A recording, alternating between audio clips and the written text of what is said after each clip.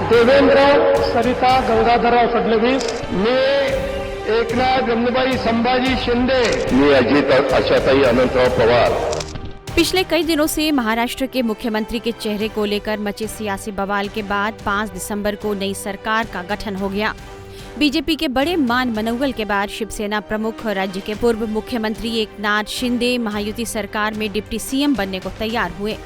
5 दिसंबर की शाम देवेंद्र फडणवीस ने मुख्यमंत्री के तौर पर शपथ ली तो एकनाथ शिंदे और अजित पवार ने उप मुख्यमंत्री के तौर पर।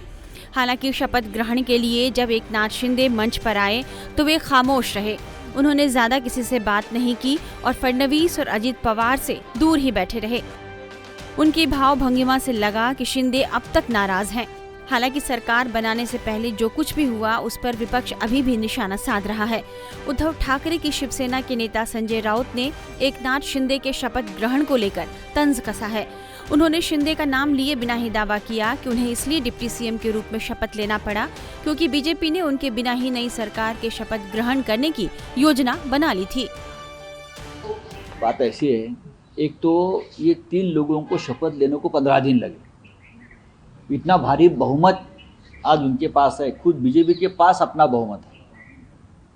फिर जो शिंदे गुट है उसके पास पकड़ा है, अजित पवार के पास 200 से 225 से भी ज़्यादा विधायक उनके पास है। फिर भी 15 दिन तक वो सरकार नहीं बना पा रहे, शपथ नहीं ले रहे। और कल शपथ ग्रहण कार्यक्रम हुआ, उसमें सिर्फ 3 लोगों ने शपथ लिया। यानी अभी भी महाराष्ट्र से के बड़े राज्यों को पूरी सरकार नहीं मिल रही है। उसका मतलब मैं ये निकालता हूँ, आज भी सब कुछ ठीक नहीं है। कल राज्य के जो उप मुख्यमंत्री है, जो शपथ लेने के लिए आखिरी समय पहुंचे, वहाँ बीजेपी ने ये तय कर लिया था अगर वो नई शपथ लेते तो उनके सिवाय शपथ ग्रहण 16 आगे चलाइए। फिर उनको लगा कि नहीं, ये भी मेरा पद जाएगा, तो शपथ लेने पहुंचे। लेकिन उससे महाराष्ट्र की जनता के मन में सवाल है, फिर इतना बहुमत आपको जो मिला है उसका फायदा क्या है? आप सरकार नहीं बना पा रहे, आप कैबिनेट नहीं बना पा रहे, तो क्या होगा इस महाराष्ट्र में, आगे क्या होगा, उसकी ये एक ट्रेलर है।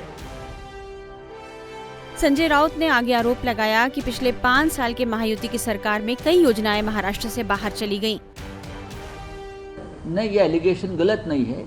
देवेंद्र जी अपने दिल पे हाथ रखकर कहना चाहिए कि 5 साल में महाराष्ट्र के बारे में क्या हुआ है, क्या गलत हुआ है, कितने प्रोजेक्ट्स, कितनी योजनाएं, कितनी केंद्रीय कार्यालय महाराष्ट्र से उठाकर गुजरात राज्य में चले गए हैं। उनको मालूम है उनकी सरकार केंद्र में है, लेकिन महाराष्ट्र की बात कोई जोर से रखने को तैयार नहीं है केंद्र के सामने।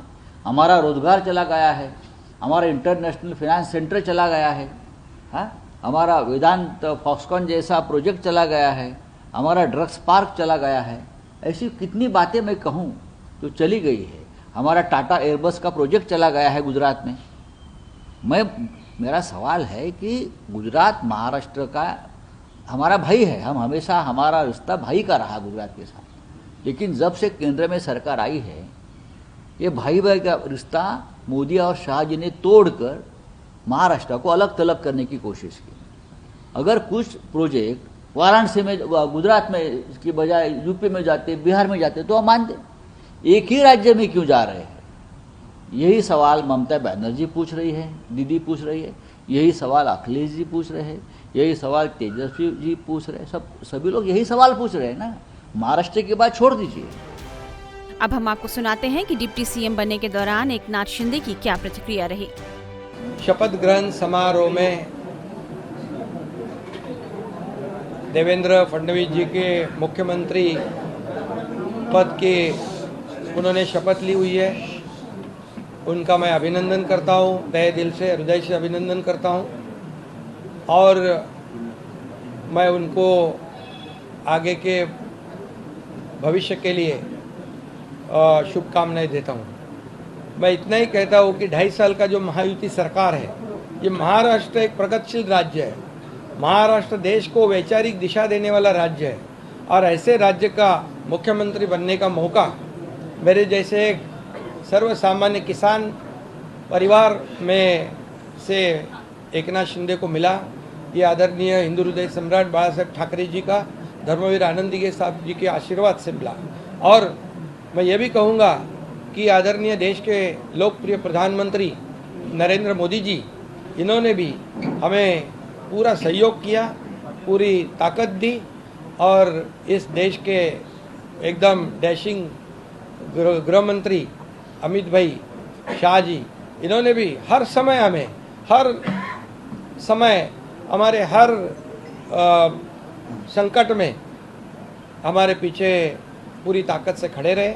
उनको भी और पूरे सभी मंत्रियों को, मैं केंद्रीय मंत्रियों को भी धन्यवाद देना चाहता हूं कि उन्होंने भी हमारे हर प्रस्ताव को मान्यता दी है। और इसीलिए तो हम लोग 2.5 साल में बहुत काम कर सके। एक ऐतिहासिक हमने कितने निर्णय लिए हैं आज तक के इतिहास में, इतने कम समय में इतने ज़्यादा काम, इतने विकास के प्रकल्प और कल्याणकारी योजनाएं कभी भी, मुझे लगता है आप भी याद करो, आपने भी कई सरकारें देखी है, इस 2.5 साल के कार्यकाल में जितने निर्णय हमारी सरकार ने लिए वो ऐतिहासिक है और ये सुनहरे अक्षरों से लिखा जाएगा, ये भी मैं कहता हूँ। और हमारी टीम, मैं था, देवेंद्र जी, अजीत दादा, हम काम कर रहे थे, दिन रात काम कर रहे थे और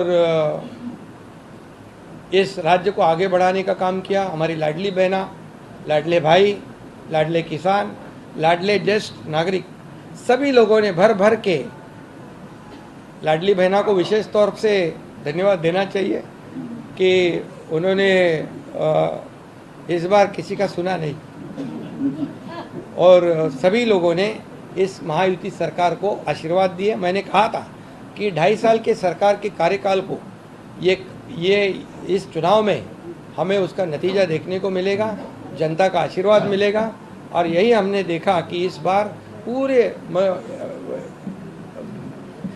मेजॉरिटी नहीं है, ये तो बहुत ही विरोधी पार्टी के विरोधी पक्ष नेता भी नहीं बना पाएंगे। तो इसलिए बहुत कामयाब सरकार रही है और इस कामयाबी के लिए मैं सभी को, मेरे सहयोगी दोनों उप मुख्यमंत्री, उनको भी मैं धन्यवाद दूंगा, हमारे सभी मंत्रियों को धन्यवाद दूंगा कि इतने बड़े पैमाने पर हमने काम किया। और मुझे इस बात की भी खुशी है कि जब हम निकले थे 2.5 साल पहले 40 लोग हमारे साथ थे, आज 57 प्लस 3 60 लोग, ये हमारे विचारधारा के बाला साहब ठाकरे जी को जो विचारधारा है, उनकी विचारधारा को हमने आगे बढ़ाया। उनका जो हिंदुत्व का नारा है उसे और मजबूत किया और विकास का एजेंडा जो है हमने चलाया।